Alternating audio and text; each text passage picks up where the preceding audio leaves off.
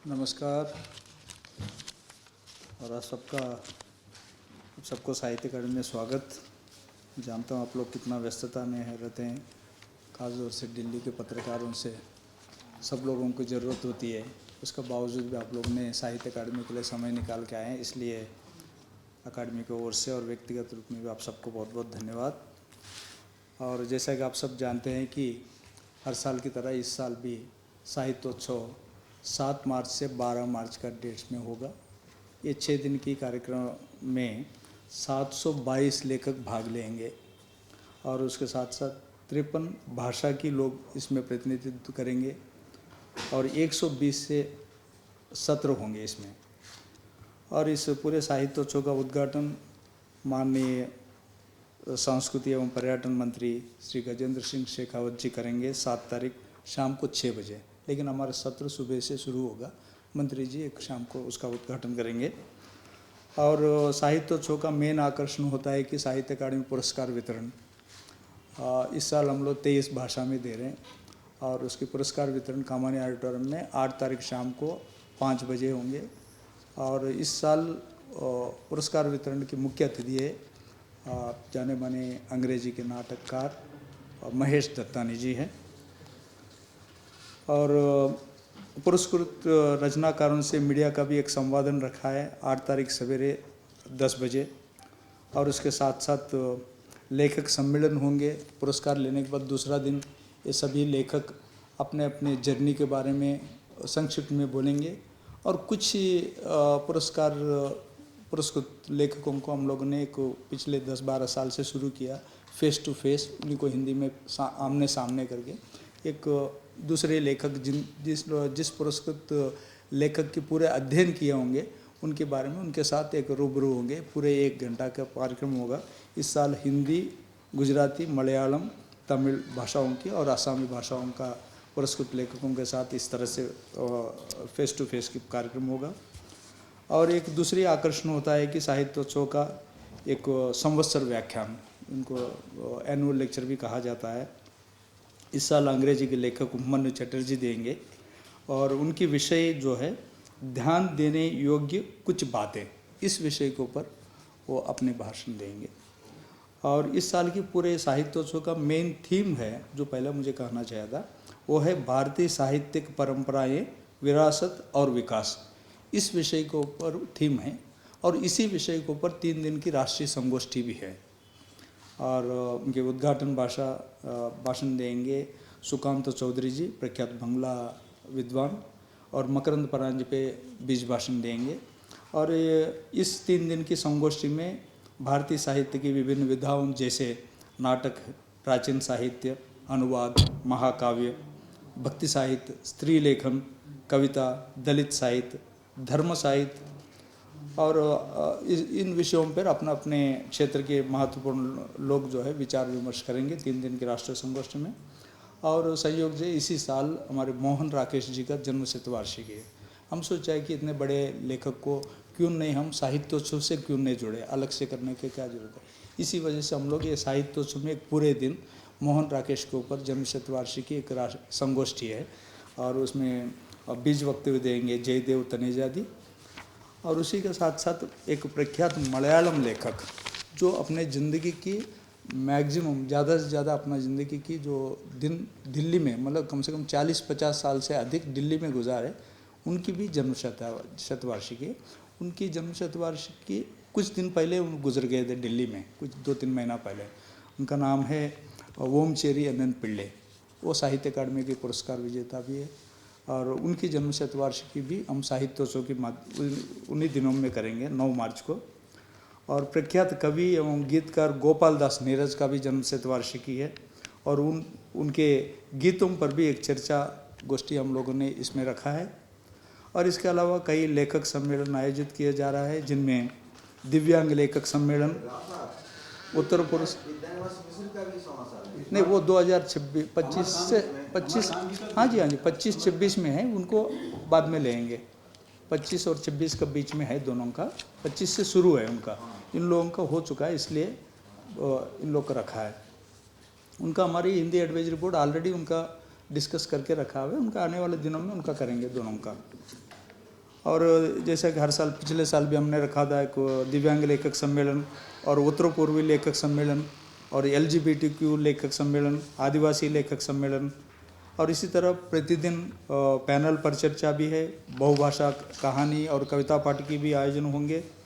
और इस साल, पिछले साल हम लोग वाल्मीकि, व्यास और इस तरह का अलग अलग नाम दिए गए हैं हमारी जितना भी सभागारों को पिछले साल तक। और इस साल हमने सोचा है कि नदियों का नाम दें इस साल। और एक तो है गंगा, ब्रह्मपुत्रा, नर्मदा, गोदावरी, कावेरी, कृष्णा, मतलब दक्षिण से लेके वेस्ट जोन का भी, नॉर्थ ईस्ट का ब्रह्मपुत्रा को भी, और गंगा जी का तो है ही। इन नामों से हमारे सभागारों को नाम दिया गया है। और ये कुछ प्रमुख विषय जिन पर बातचीत होगी, जो 120 से अधिक सत्र है। भारत में आध्यात्मिक साहित्य, भारत की साहित्यिक कृतियाँ में लुप्त होते ग्रामीण समाज, विभाजन पर केंद्रित भारतीय साहित्य, अनुवाद में सांस्कृतिक चित्रण, सिनेमा के लिए फिल्माई गई साहित्यिक कृतियाँ, साहित्य की सार्वभौमिकता, वैश्विक साहित्यिक परिदृश्य में भारतीय साहित्य, इस तरह का बहुत सारे सत्र होंगे, इन पर चर्चा होगी। और आखिरी दिन में 12 मार्च को बच्चों के लिए एक विशेष कार्यक्रम होंगे, आओ कहानी बुने करके, जिसको स्पिन ए टेल करके भी हम लोग अंग्रेजी में बोलते हैं। उन दिन उनका पेंटिंग, रेखांकन और कविता पाठ की ये सब उनकी प्रतियोगिता होंगे। और दलित साहित्य और नारी चेतना पर भी कई सत्र रखा गया है पूरा। और 8 तारीख को इंटरनेशनल वुमेंस डे है, इस वजह से हम लोग 8 तारीख को एक पूरे दिन एक सभागार में सिर्फ महिला लेखक की उनकी कहानी पाठ और एक विषय के ऊपर परिचर्चा, ये पूरे महिलाओं को केंद्रित रख के एक रखा है। और साथ साथ सांस्कृतिक कार्यक्रम भी हर दिन शाम को होंगे। नलिनी जोशी की शास्त्रीय गायन और फौजिया दस्तानगोई के कार्यक्रम भी रखा गया है। और जो पुरस्कार की जो वितरण होंगे कमानी ऑडिटोरियम में 8 तारीख शाम को 5 बजे, उस दिन उनके कार्यक्रम के बाद राकेश चौरासिया का बांसुरी वादन रखा गया है, जो कामानी ऑडिटोरियम में 8 तारीख को शाम को। सो ये है मेन हाइलाइट्स। और आपको इनविटेशन कार्ड भी सब आप लोग को दिया गया है। और आपसे यही विनंती करता हूँ कि आप हर दिन आप आए, अपना घर समझिए, आपका पूरा देखभाल हमारी टीम देखेगी। एक मीडिया रूम भी रखा गया है, जिनको कुछ देर बैठ के कुछ लिखना है, साथ साथ अलर्ट्स भेजना है, जो भी करना है आप लोगों के लिए होगा। और इसको अच्छे से पूरा प्रचार प्रसार करके देश पर आप फैलाएं, क्योंकि मीडिया का माध्यम से हम पहुंच सकता है। और हर दरवाज़ा में हम तो पहुंच नहीं पाते हैं। मीडिया एक माध्यम ऐसा है कि हम जो कार्यक्रम कर रहे हैं, छोटे प्रयास, वो आप लोग के माध्यम से ज़्यादा से ज़्यादा पहुँच पाएंगे। और पिछले कई सालों से आप लोग हमेशा अच्छे कोऑपरेट करते हैं।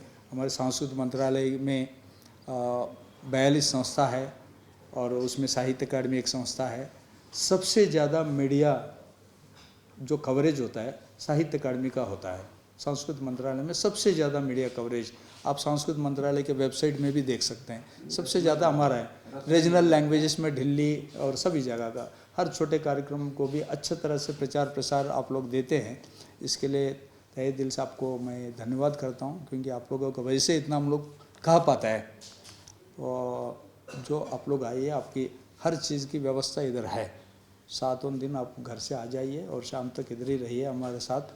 और अच्छा से हम लोग जो अच्छे काम कर रहे हैं या नहीं कर रहे हैं, जो भी है, right, even critical, no problem, क्योंकि जब तक आप लोग कुछ क्रिटिकल नहीं लिखेंगे, हम अपना आप में सुधारेंगे कैसा। सो आप लोग ओपन टू ऑल। और निःशुल्क रहती है कार्यक्रमों की। हम लोग सभी कॉलेजेस को भी लिखा है, प्रिंसिपल्स को भी लिखा है और स्कूल्स में भी लिखा है, साहित्यकारों को तो लिखा ही है, सब ज़्यादा से ज़्यादा आए, भाग ले। और ये हमारे आप लोग देखे होंगे, अलग से बोलने की ज़रूरत नहीं, क्योंकि साहित्य अकादमी की जो साहित्योत्सव जो है एकदम एक इंक्लूसिव लिटरेरी फेस्टिवल है। जो भी यहाँ भाग लेता है वो साहित्य से जुड़ा होंगे, चाहे वो लेखक तो है ही है, चाहे वो ब्यूरोक्रेट हो, चाहे वो कोई भी विधा की कोई भी एक वो, मतलब इवन गवर्नर्स भी जो आ रहे हैं वो सब साहित्य से जुड़े लोग। जैसे गोवा का गवर्नर बहुत बड़ा साहित्यकार है, कम से कम 20-25 किताब लिखा है। और आरिफ मोहम्मद खान साहब के बारे में तो अलग बोलने की ज़रूरत नहीं, उनका अभी फाइनल कंफर्म आना बाकी है। हम हमेशा यही चाहता है कि ज़्यादा से ज़्यादा जुड़ते रहे, और ख़ास तौर से युवा पीढ़ी ज़्यादा जुड़े, ताकि वही लोग आगे इनको ले जाने वाले लोग हैं साहित्य का। महिलाएं कौन कितनी संख्या में है पार्टिसिपेंट? हाँ, महिलाओं का पार्टिसिपेंट कितना है? महिलाओं का कम से कम 100 से अधिक है। 100 से अधिक महिलाओं का। हाँ, सबसे। और ये और एक दिन तो पूरा महिलाओं के केंद्रित ही है। और हाँ, 8 तारीख को तो पूरा वो एक सभागार उनके लिए है। उसके अलावा भी हर इवन हमारे 3 दिन के राष्ट्रीय संगोष्ठी में भी कम से कम 8-10 लोग हैं। इसी तरह हर में आदिवासी लेखन में भी महिलाएं हैं और बाकी सभी सत्रों में है महिलाओं के भाग। और वो दिव्यांग कितने हैं? दिव्यांग लेखन उसमें कम से कम 8-10 लोग आ रहे हैं। 2 सत्र को मिला के 10 से अधिक है। उसमें भी कुछ महिलाएं हैं। फिल्म वर्ल्ड से भी कोई? फिल्म वर्ल्ड से अतुल तिवारी जी है और नंदिता दास भी है। हाँ जी, सब लोग आ रहे हैं। सर महेश दत्तानी नाटककार भी हैं बहुत। हाँ जी, बहुत हमारे साहित्य अकादमी अवार्ड विनर भी है। यस, तो क्या कोई उनका नाटक भी आ रहा है क्या? नहीं, नाटक नहीं आ रहा, उनको सिर्फ वो अवार्ड फंक्शन में चीफ गेस्ट है, क्योंकि वो साहित्य अकादमी अवार्ड विनर है। उनको नाटक के लिए दिया गया है एक लेखक के। हो सकता है वो अभी फ़िलहाल हम लोग इनको ये 2 चीज़ को रखा है, नीरज का गीतों के ऊपर एक परिचर्चा और मोहन राकेश जी का एक पूरा दिन ये। हाँ जी, बिल्कुल बिल्कुल। अभी जैसा भी अभी विद्यानिवास जी का है, अमरकांत का है, सबका है इस साल बिल्कुल। हाँ जी, 7-8 लोग। हाँ जी, हाँ जी। देखिए, हर भाषा से कम से नहीं, प्रायोरिटी ऐसा कुछ नहीं है। सभी भाषाओं में मतलब देखिए, कुछ ही अंग्रेजी का होता है, उनका मदर टंग कुछ ना कुछ तो होगा उनका। उनको किस में गिनेंगे? अंग्रेजी में लिखेंगे या मलयालम बोलेंगे या हिंदी बोलेंगे, लेकिन इधर भाषण तो अंग्रेजी में देंगे उसका। इसलिए वो उस तरह का लैंग्वेज पैरिटी तो नहीं है, लेकिन अब पूरा कार्ड देखा तो ज़्यादा से ज़्यादा हिंदी को ज़्यादा हिस्सा जा रही है और इट इज़ जस्टिफाइड आल्सो। और उसी तरह मलयालम, तमिल, तेलुगु, कन्नड़ा, उड़िया सभी लोगों में कम से कम 8-10 लोग इस तरह का है ही है। ज़्यादा से ज़्यादा भाग रखा है। बस उर्दू कम है सर। हाँ, उर्दू कम। उर्दू सब लोग जानते हैं ना। उर्दू तो सभी का भाषा है। मीडिया का है ना, मीडिया एंड लिटरेचर के एक सेक्शन है जिसमें हमारी कौन सा राय साहब, उसको राम बहादुर राय साहब उसको चेयर कर रहा है। उसमें अजय सिंह जी और निधि कुलपति सब भाग ले रहे हैं उसमें। हितेश शंकर, गौरी हरिदास, सईद अंसारी, सब लोग आ रहे हैं। मीडिया से जुड़े लोग कम से कम 10-12 लोग हैं इसमें। आनंद विजय। हाँ जी, हाँ जी। कैटेगरी यानी इसमें देखिए, कोई कविता पाठ करेंगे, कोई कहानी पाठ करेंगे, कोई स्कॉलर्स भी होंगे, कोई विषय के ऊपर परिचर्चा में भाग लेंगे। अलग अलग है उसका जानर के हिसाब से। नहीं, अवार्ड की अलग है। अवार्ड जो है वो 24 भारतीय भाषाओं में अकादमी देती है। वो हर साल 24 भाषाओं में देता है। वो अवार्ड की अलग है। अवार्ड में अवार्ड उन चीज़ों को दिया जाता है उनकी लिखी गई उत्कृष्ट। 24 है, 23 दे रहे हैं, 23 दे रहे हैं। एक चीज़ को इस साल नहीं मिल रहा है कुछ टेक्निकल कारणों से, लेकिन बंगाली को कुछ टेक्निकल कारणों से नहीं दे पा रहे इस साल को। बाकी 23 भाषाओं को हो रहा है। लेकिन वो 23 भाषा के जो लोगों में हो सकता है कि कोई कहानी लिखने वाला होंगे और कविता लिखने वाला होंगे और नाटककार भी हो सकता है। स्क्रीनिंग कमेटी हर साल बदलती है। इसका प्रोसेस ही अलग है। अवार्ड प्रोसेस जो है, देखिए, साहित्य अकादमी 4 अलग अलग पुरस्कार देती है। साहित्य अकादमी पुरस्कार, अनुवाद पुरस्कार, बाल साहित्य पुरस्कार, युवा पुरस्कार।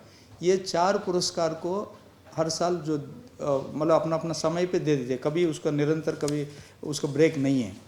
ये 4 पुरस्कार को 24 भाषाओं में देने के लिए, मतलब 96 पुरस्कार देने के लिए 2400 लोग इसमें भाग लेते हैं। मतलब प्रक्रिया में, पुरस्कार पाने के लिए नहीं, प्रक्रिया में, प्रोसेस में अलग अलग स्टेज है। मतलब 4 स्टेज का लेयर है इसमें। और स्टेज में कोई प्रिलिमिनरी पैनल होगा, कोई ग्राउंड लिस्ट बनाए होंगे, कोई एडवाइजरी बोर्ड, हर भाषा का 10-10 लोग होता है। इस तरह से एक फिल्टर होकर फाइनल जूरी 3 मेंबर का होता है। फिर उसका एक उस जितना शॉर्ट लिस्ट होकर आया किताब, वो 10 में से 1 या 12 में से 1 या 7 में से 1, उस तरह से चयन होती है ये। लेकिन ये 4 अलग अलग पुरस्कार की चयन प्रक्रिया में भाग लेने वाले देश के लेखक और विद्वान 2400 लोग भाग लेते हैं। अभी जब आपने डायरेक्ट एंट्री की है तो क्या इससे एक संख्या घटेगी? नहीं, 2400 का संख्या बिल्कुल नहीं घटेगी। वो ज़्यादा से ज़्यादा ग्राउंड लिस्ट जो 2-2 लोगों से हर भाषा से करते हैं, मतलब 48 लोग कम होगा 2400 में से। लेकिन एंट्री बहुत है, बाकी सब सेम है। 10 एडवाइजरी बोर्ड है, 10 प्रिलिमिनरी पैनल है, 3 जूरी है हर भाषा के लिए। वो 23 लोग तो है ही है, एक भाषा का 23 लोग के हिसाब से 24 भाषा की कम से कम 600 बन गया। तो उस तरह का 4 पुरस्कार मतलब वापस घूम घाम के 2400 में पहुंच ही जाती है। Thank you. बहुत बहुत धन्यवाद। आप सब जलपान पे आमंत्रित हैं, लेकिन आप जरूर आइएगा फेस्टिवल में और अपने मित्रों को भी बोलिएगा अटेंड करें ज़्यादा से ज़्यादा। हाँ, अवार्ड इस बातचीत के लिए भी आप लोग जरूर रहेगा 8 तारीख सवेरे।